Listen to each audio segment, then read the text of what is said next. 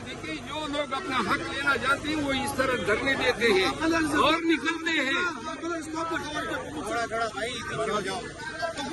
अगर किया है मैं मजम्मत करता हूँ। मरवत साहब, मेरी सैलरी 45,000 में क्लास 4 का मुलाजिम। मेरे 3 बच्चे मैं इस्लामाबाद में कैसे गुजारा करूँ? मुझे बताइए, मुझे बताएंगे पैदल में कैसे करूँ? 45,000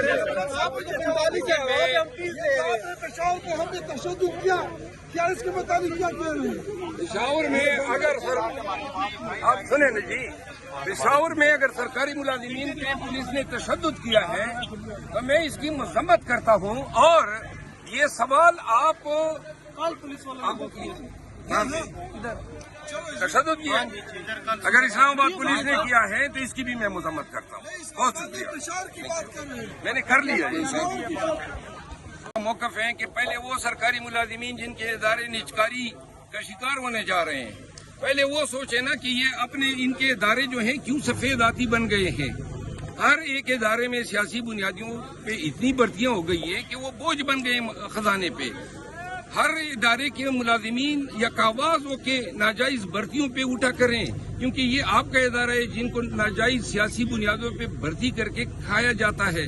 आज जो इदारे वाइट एलिफेंट बन चुके हैं, इसमें सबसे बड़ी नाकामी बुनियादी तौर पर उन मुलाजिमीन की हैं जिन्होंने अपने इदारे में जुल्म और जबर के खिलाफ आवाज नहीं उठाई है। ये तो कहा जाता है कि ये IMF की वजह से हम करते हैं, तो ये आप बता दें IMF का क्या रोल है हमारे यहाँ? आप ज्यादा बेहतर जानते हैं। IMF जो है इसने 8 करोड़ रुपए 8 अरब डॉलर दिए पाकिस्तान को अभी तक कर्जा, 8 अरब डॉलर, जबकि पाकिस्तान में सालाना मौजूदा जो रेशो से तकरीबन 30 से 31 अरब डॉलर पाकिस्तानी रिमिटेंसेस की मद में बेच रहे हैं।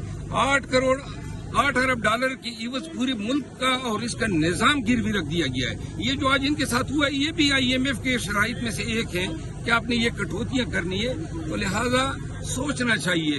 आप 8 अरब डॉलर की इवज पूरे मुल्क का जमीर, अपने नौजवानों का मुस्तकबिल, इन लोगों का माश जो है गिरवी रख रहे हैं। ये जालिमाना फैसला है और इन लोगों की बेचारों की फाइनेंशियल ये पोजीशन तो नहीं है कि ये मजीद कटौतियां अफोर्ड कर सके। पेट्रोल बढ़ रहा है, इन्हितात ज़र यानी जो रुपए की कीमत है वो जवाल पजीर हो रही है।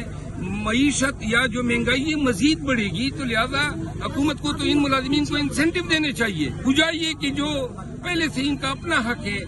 जो शख्स 30 साल पहले भर्ती हुआ और ग्रेजुएटी की मद में उससे 100 रुपए कटे जा रहे थे, वो 40 साल बाद उसकी जो रकम है अगर 1 करोड़ भी थी तो उसकी कीमत आज के हिसाब से लगा लें, यानी इन्हितात ज़र की मद में भी अपनी रकम इनको 20% मिल रही है, 80% फिर भी इन्हितात ज़र का शिकार हो गए। इसमें भी आपने 40% कटौती दी, ये जुल्म है।